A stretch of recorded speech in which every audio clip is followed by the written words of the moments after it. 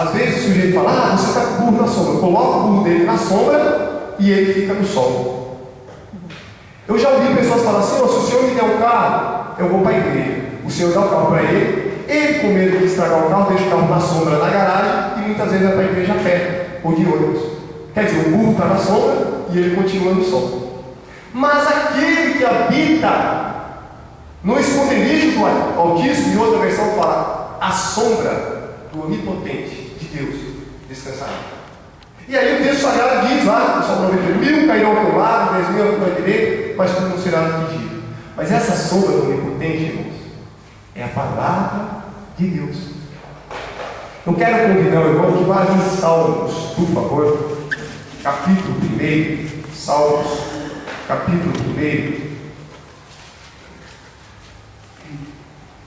E os irmãos conhecem esse texto. Olha o que diz o versículo 1 aí. Bem-aventurado o homem que não anda no conselho dos ímpios, não se detém no caminho dos pecadores, nem se assenta na roda dos escarnecedores. Antes, o seu prazer está na lei do Senhor, e na sua lei medita de dia e de noite. O que nós vemos lá em Josué, irmãos, no capítulo 1? Que Deus falou para Josué que Josué deveria meditar na lei do Senhor de dia e de noite. Está em versículo 8, né? Não cesse de falar deste livro da lei. Antes, Josué, medita nele dia e noite, para que tenhas cuidado de fazer segundo tudo quanto nele está escrito. Então farás prosperar o teu caminho e serás bem-sucedido. Deus fala para Josué que teria que meditar na lei do Senhor de dia e de noite. Agora Deus fala por intermédio de Davi, ou do salmista, que feliz é o homem que medita na lei do Senhor de dia e de noite. Por que ele é feliz? Porque, irmãos, ele será uma pessoa próspera. E uma pessoa próspera, ela é feliz. O versículo 2 diz: antes do seu prazer está na lei do Senhor, e na sua lei medita de dia e de noite. O versículo 3, amados irmãos, do Salmo 1, diz assim: ele é como a árvore. Aí o Senhor dá um exemplo aqui de uma pessoa próspera. Ele é como uma árvore plantado junto à corrente de águas, que no devido tempo dá o seu fruto, e cuja folhagem não murcha, e tudo quanto ele faz será bem sucedido. Aquele, amado irmão, que medita na palavra de Deus de dia e de noite, ele é como uma árvore plantada junto ao ribeiro. E é interessante que esse tempo que eu fiquei lá em Minas, lá, a casa que eu estava do lado de um rio. Aquela região, maravilha. É montanha para tudo quanto é lado, né? E tem nascente para tudo quanto é lado. E do lado da casa passava o rio. E eu na janela da casa olhando, tudo que está ao próximo rio é próspero. Dá flores, as flores abrocham, dá planta, tem bastante bananeira, dá frutos. E a Bíblia diz que a nossa vida será como uma árvore plantada junto à corrente de águas, que no devido tempo, ou seja, no tempo de Deus, dará o seu fruto, e cuja folhagem ela não murcha. Cuja folhagem não murcha.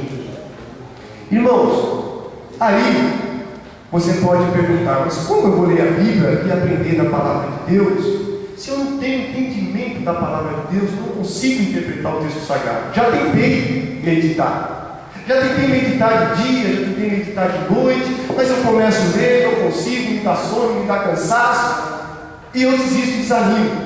Vamos lá, irmãos, no Salmos 119, por favor.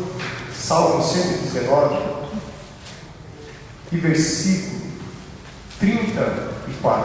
Salmo 119 e versículo 34.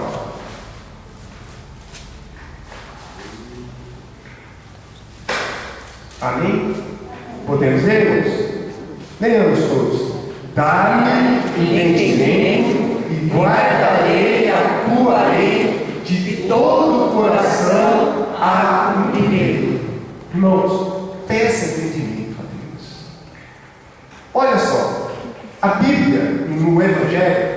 Jesus, ele pregou vários textos, ou várias pregações, usando um fruto, podemos dizer assim, que é conhecido por muita gente. E Jesus usava na sua pregação aquilo que o secava. Jesus usou a parábola falando da semente. Semente é uma coisa pequena. E um dos que mais semeiam, segundo os estudiosos, são os passarinhos, né? Porque por onde eles passam, come uma semente aqui, vai voando, vai soltando semente, e ele vai crescendo a semente. E Jesus dá um exemplo da semente. Que a semente é algo que você planta. Você planta. Quando você dorme e acorda, aquela semente que você plantou, ela já começa a dar fruto. Agora a pergunta que eu quero fazer, irmãos, Jesus diz assim, que tudo aquilo que a gente semear, aquilo que a gente plantar, a gente colhe. Qual é a pergunta que eu faço? O que nós temos plantado? Uma boa semente? Porque se nós plantarmos uma boa semente, nós vamos colher bons frutos. Se nós plantamos no ano passado sementes que não deram frutos, irmãos, será que você não plantou a semente errada? Em terra errada? Em lugar errado? Ou plantou semente que não era semente, que era para ser plantada? E o Senhor fala no seu coração que Ele quer que você plante a semente dele, que é a palavra. Nela você medita de dia e de noite. Você não tem entendimento da palavra? Pede ao Senhor, ensina-me, Senhor, dá entendimento, e guardarei a tua lei. Porque essa vida, e isso aí você pode perguntar para mais idosos, o irmão Carlos, por exemplo, uma pessoa mais vivida, né? Talvez não mais experiente, não mais vivida, já viu muito mais coisa que nós. E o que rege a nossa vida? Desde a nossa pré-adolescência até a fase adulta. Irmão, nós teremos no futuro aquilo que nós plantamos na nossa vida. Você é o que você planta. Tudo na vida nós somos o que plantamos. Tudo. Se você falar, eu plantei, quando novo você comprou um terreno e você se dedicou, pediu orientação, sabedoria a Deus, lá na frente você vai ser abençoado, que Deus te deu graça, você foi plantando ao longo da sua vida, investindo naquele terreno, onde você pode ter 1, 2, 3, 4 casas. Você plantou no seu estudo, investiu no seu estudo, lá na frente, irmão, você vai colher aquilo que você plantou. Tudo é semente. Se você tem uma má alimentação, se você está plantando no seu coração uma alimentação, almoçando em hora errada, comendo coisa que não é para comer, você está plantando péssima coisa, meu irmão. Lá na frente você pode colher. Se você está plantando a sua vida, um trabalho exacerbado, se Deus fala que tudo tem seu tempo, e de repente seu tempo é só trabalho das 8 da manhã às 3 da manhã, não tem tempo para dormir, não tem tempo para nada, olha o que você está plantando. Mais uma ilustraçãozinha. Um jovem, ele estava no seu emprego, e isso é verídico, isso aí eu ouvi agora na pregação do pastor lá em Minas Gerais, eu achei interessante, reverendo Carlos, eu falei, vou contar, se Deus me der a oportunidade, está pregando a igreja falando sobre isso. O rapaz, ele trabalhava numa empresa, e o salário dele não progredia, mas não progredia de jeito nenhum. Aí ele falou, você quer saber uma coisa? Eu vou estudar, vou fazer uma faculdade. Ele fez uma faculdade, mas continuou na empresa. Só que ele terminou o seu curso de graduação, pegou o seu diploma e guardou na gaveta. E continuou na empresa, reclamando, mas o seu diplominha guardado. Até que chegou um dado momento na vida dele, ele falou, não aguento mais esse emprego, preciso arrumar outro emprego que me pague melhor. Aí ele resolveu, irmãos, desenvolver o seu currículo. E no seu currículo, depois de muitos anos, aquele diploma ele já tinha até esquecido lá na gaveta, já estava empoeirado, ele já tinha até esquecido daquilo lá, mas quando ele foi fazer o seu diploma, ele lembrou. Eu tenho um curso que eu fiz o ano tal sobre isso, eu vou pôr no currículo. Eu nunca trabalhei, mas eu fiz, está lá. Irmãos, e ele mandou para aquela empresa. Ele foi chamado pelaquela empresa, não pela experiência de onde ele trabalhava, muitos anos, mas ele foi chamado porque a empresa estava precisando de alguém naquela área que ele tinha estudado, que aquele diploma estava guardado na gaveta dele lá há anos, sem uso. Ele plantou, mas não colheu, porque ele pegou a semente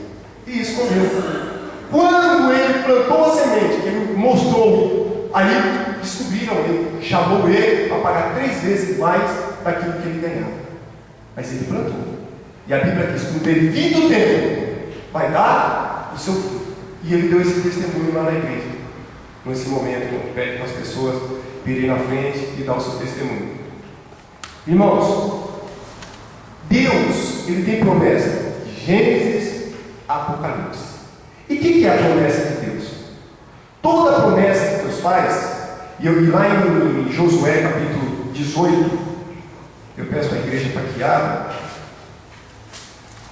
Josué 18. Hoje cedo o pastor pregou sobre Josué 18. Quem estava aqui de manhã, lembra? Pode lembrar que o pastor pregou sobre Josué 18. Mas eu quero fazer uma exegese de Josué primeiro e falar de Josué 18. Josué 18, versículo 3. Josué 18, versículo 3. O texto sagrado diz assim, amados irmãos. 18, 3. Vamos ler, amados, todos em uma só voz? Disse Josué aos filhos de Israel: até quando sereis vistos em passagens para possuir a terra que o Senhor Deus e vossos pais vos deu? Sabe o que Josué está dizendo aqui para o povo? Olha, o Senhor já ensinou tudo que nós temos que fazer. Meditar na lei dele de dia e de noite, não olhar para a direita, não olhar para a esquerda, ser totalmente fiel e corajoso e observar a lei do Senhor. Agora, tem uma coisa que compete ao homem. Deus, ele tem promessa para você e para mim. Mas essa promessa é só quando nós fazemos a nossa parte. Deus fez tudo, desde Moisés até Josué. Deus fez tudo. Abriu o mar vermelho, prerrogativa de Deus.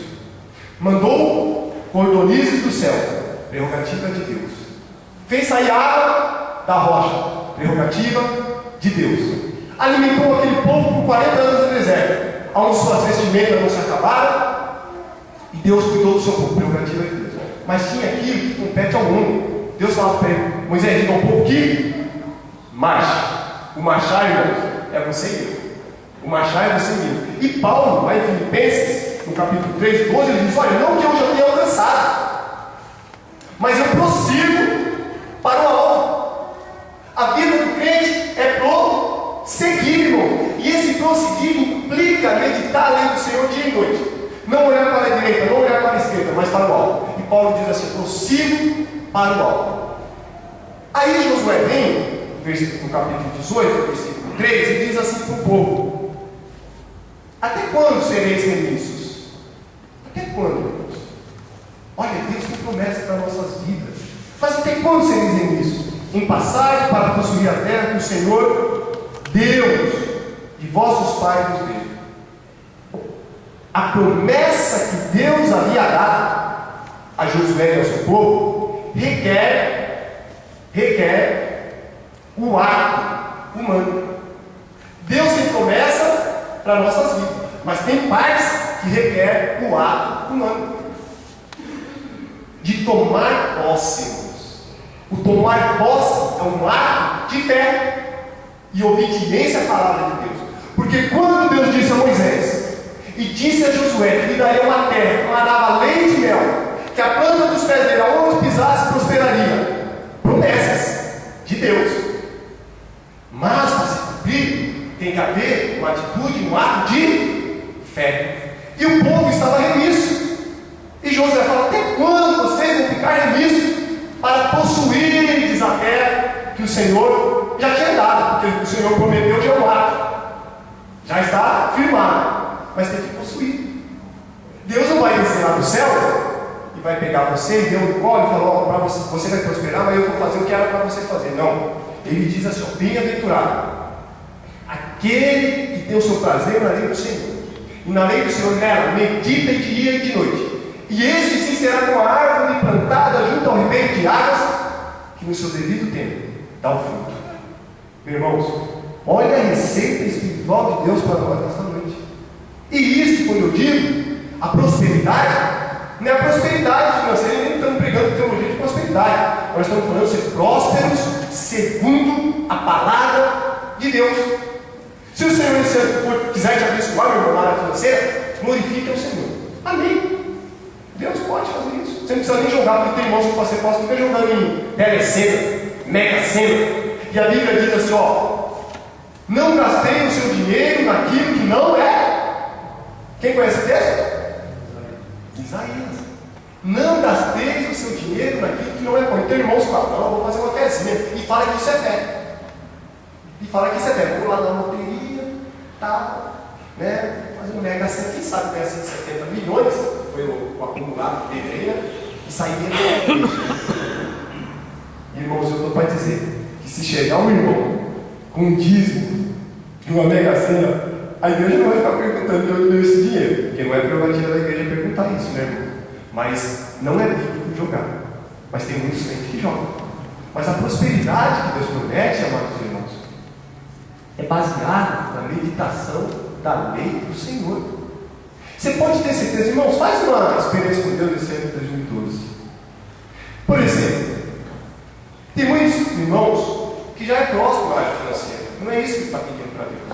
Ele quer prosperidade na sua vida, ele quer paz. Porque não obstante ele ter riqueza, mas às vezes no coração dele falta paz. Pede para Deus, medita na lei do Senhor, que Deus vai te prosperar na área da paz. Porque ele não diz, eu sou o caminho, a verdade e a vida. Deixe-vos a minha paz vos dou. É ele que dá. Tem outros que querem ser prósperos em outras áreas. Medita na lei do Senhor de dia e de noite, irmãos. E quando eu digo dia e noite, você vai ficar acordado à noite, tudo. Mas tira lá o devocional à noite. Lê um versículo. Durante o dia, lê outro versículo. Começa a meditar na lei do Senhor dia e noite. Irmãos, e aqui, para nós encerrar o texto, vai em Marcos, no Evangelho de Marcos, Novo Testamento, capítulo 4, Evangelho de Marcos, capítulo 4, vem Mateus, Marcos, depois de Mateus, vem o Evangelho de Marcos, segundo escreveu Marcos, o capítulo 4, e o versículo 26, eu gostaria que a igreja leia comigo, capítulo 4 de Marcos, e versículo 26 a 29. Vamos ver, irmãos? Disse ainda: o reino de Deus é assim, como se um homem lançado a semente à terra, depois dormisse e se levantasse de noite e de dia, e a semente germinasse e crescesse, não sabendo ele como. A terra por si mesma frutifica, Primeiro a erva, depois a espiga, e por fim o grão cheio na espiga. E quando o fruto já está maduro, logo se mete a foice, porque é chegada a ceifa. Irmãos, Jesus diz essa palavra como você prosperar na vida espiritual. O reino de Deus é assim como se um homem lançasse a semente à terra. Que semente nós estamos lançando à terra? E o texto anterior, que fala da palavra do semeador, fala daquele que lançou a semente, que está no capítulo 4, daquele que lançou a semente na pedra, outro lançou a semente sobre o espinho, e por aí vai. Mas aquele que lançou a semente na boa terra, deu bons frutos. E esse ano, amados irmãos, é um ano que Deus está nos permitindo que nós comecemos um propósito diante de Deus. Não que seja mais um ano, porque às vezes a pessoa começa o ano e começa o ano sem propósito, sem objetivo, sem projeto. Uma coisa que eu achei lindo do reverendo Carlos, que é um pastor, irmãos, que está na frente do trabalho há 40 anos. E eu achei aquilo ali magnífico. Quando ele começou o trabalho, ele tinha 40 anos, hoje ele está com 80 anos. E de repente, quando ele estava falando, ele começou a falar os projetos dele para a igreja para esse ano de 2012. Eu fiquei um pouquinho aberto. Porque tem jovens de 15 anos que estão começando o ano e não tem projeto. Começou o ano de 2012 e não tem projeto para esse ano. Tem irmãos com 20, com 30, não tem projeto nenhum. E lembra, irmãos, Deus chamou Abraão por 90 anos. E Abraão, cheio de poder, cheio de sonho. O crente deve viver de projetos na direção do Senhor, sempre na direção do Senhor. Filipenses é o último texto, irmãos, Novo Testamento. Filipenses, eu peço para que a igreja acompanhe comigo. Filipenses, capítulo 3, amados irmãos, e o versículo 12. Filipenses, capítulo 3, versículo 12. Capítulo 3, versículo 12 a 16. Filipenses, capítulo 3, 12 a 16. Vamos ler uma só voz, irmãos. Olha o que o apóstolo Paulo fala. Não que eu tenha já recebido ou tenha já obtido a perfeição, mas prossigo para conquistar aquilo para o que também fui conquistado por Cristo Jesus. Irmãos, quanto a mim, não julgo haver alcançado, mas uma coisa faço, esquecendo-me das coisas que para trás ficam e avançando para as que diante de mim estão, prossigo para o alto, para o prêmio da soberana vocação de Deus em Cristo Jesus. Eu quero encerrar com esse texto, irmãos. O apóstolo Paulo, quando Deus fala para Josué, eu serei contigo, não desanime, ser forte, ser corajoso, medite na lei do Senhor dia e noite, e tudo o que você fizer prosperará. E eu serei contigo, Josué. Aí Josué chama o povo, fala, até quando vocês vão ser vistos? Deus tem uma promessa, mas vocês não querem possuir. E eu quero encerrar com esse texto de Paulo, porque uma coisa aqui, uma pérola, irmãos, que nós podemos extrair desse texto, é que Paulo era crente ou não era, irmãos? Qual é a opinião dos irmãos a respeito de Paulo? Era cristão ou não era? Verdadeiramente cristão ou não? Sabe o que Paulo nos ensina aqui? Não que eu já tenha conquistado. Paulo não disse que ele conquistou a salvação. Embora ele já sabia que ele estava fazendo a vontade de Deus, mas ele disse, não que eu já tenha recebido ou tenha obtido a perfeição. Sabe o que significa isso? Propósito. Projeto de vida espiritual. Paulo tinha propósito, projeto na vida espiritual. Porque quando estivermos vivos, amados irmãos, você tem que viver de projetos na sua vida, de sonhos, de conquistas. Quem sabe Deus coloca no seu coração esse ano, se você pedir a Deus, a Bíblia diz, quando nós pedimos a Deus, segundo a vontade dele, ele dá. Segundo a vontade dele, ele diz assim: pedi, pedi, e desse-vos buscais e achareis, pois todo que bate, a porta se abre. Quem sabe no seu propósito existe algo da parte de Deus para esse ano de 2012. E ao final dele, você possa dizer: Maranata, aquilo que eu toquei nos pés do Senhor, o Senhor me abençoou. Não pelas nossas forças, mas pela mão do Senhor. E Paulo ele nos ensina: eu não tenho já recebido. Mas irmãos, olha o que ele diz aqui, irmãos. Quanto a mim, verso 13, não julgo haver alcançado, mas uma coisa faço, esquecendo-me das coisas que para trás ficam. 2011 passou. As coisas de 2011, frustrações, o que tiver, passou. Esquecendo-me das coisas que para trás ficam. Aí ele ensina aqui: e avançando para as que diante de mim estão. Projeto de vida. Todos nós, irmãos, queremos da parte de Deus uma vida próspera na área espiritual, na área. E se não for da vontade de Deus, a lei por isso não. Porque às vezes nós falamos: não, eu vou fazer isso, mas o texto ali está dizendo: se eu fizer isso, vai acontecer isso.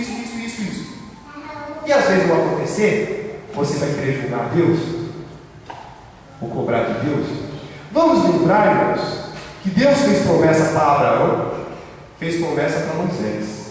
E a Bíblia diz aí em Hebreus, na galeria dos heróis da fé, que muitas promessas que Yahvé fez para os patriarcas, eles não alcançaram. Sabe quem alcançaram? Eu e você. Deus prometeu lá para Abraão, 5.000 anos atrás, e ela está concretizando na sua vida hoje, na minha vida. Mas se cumpriu a promessa de Deus. Quando Deus diz para Abraão, Abraão olha para o céu. E Abraão olha para o céu. Abraão, o que você está vendo? Senhor, o Senhor mandou olhar para o céu? Estou vendo o que é para ver. Centenas de milhares de estrelas. Aí o Senhor falou, pois é, Abraão, assim será a tua descendência. Nós somos descendência de quem, irmãos? Abraão, pela fé. Porque aceitamos a Deus pela fé. E se cumpriu nas nossas vidas.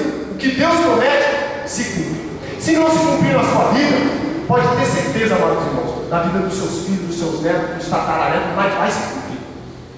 Porque Deus, Ele tem promessa na sua vida. E não é promessa para quando nós vamos para a glória, não. Se bem que o texto diz que os céus é coisa maravilhosa. A gente não podemos conversar com quem já foi, né, irmãos? Mas uma coisa é certa, que estão com o Senhor, nem lembrança dessas coisas aqui tem. Que a Bíblia diz são coisas maravilhosas. Mas as promessas de Deus é para a sua vida hoje e para mim. E esse ano de 2012, irmãos, na sua vida espiritual, haja crescimento. Que na sua vida profissional, haja crescimento. Que Deus abençoe as suas vendas, novos clientes. Que Deus abençoe nos seus projetos de vida, na sua família. Se há desamor, desacordo na sua vida, que a sua vida, a sua família vai ser próspera nesse ano.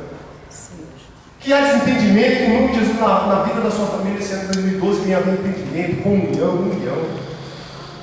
Deus que promessa para a sua vida e para a minha vida. E a receita é básica, irmãos. Medita na lei do Senhor. E na sua lei, medita de dia e de noite. É isso que Deus pede.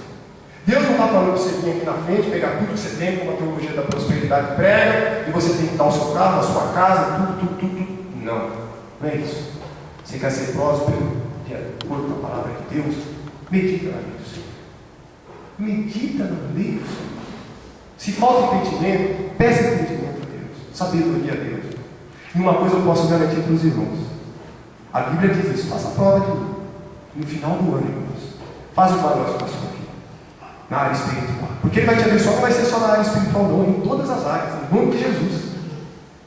Porque assim Ele registrou em Salmo 1: você vai ser como essa árvore plantada nas ribeiras de água. E uma coisa, irmãos, eu tenho essa experiência na minha vida, e os irmãos que eu compartilho com ele, que gostam de ler a palavra, e eu sei que todos aqui gostam, mas os que eu compartilho, converso mais, eles vivem isso. Irmão Genilson, eu tenho uma paz de espírito na minha vida. Pode vir a tormenta, pode vir o que for, Deus tem prosperado e me abençoado. E a prosperidade não significa que você vai ser trilionário, pode ser também, se for, amém. Mas essa prosperidade pode ser que aquilo que vem na sua mão, irmãos, é tão próximo que não falta nada para você. Não falta nada. Não tem a riqueza que muitos gostariam de ter, mas aquilo que Deus confia na tua mão é próspero.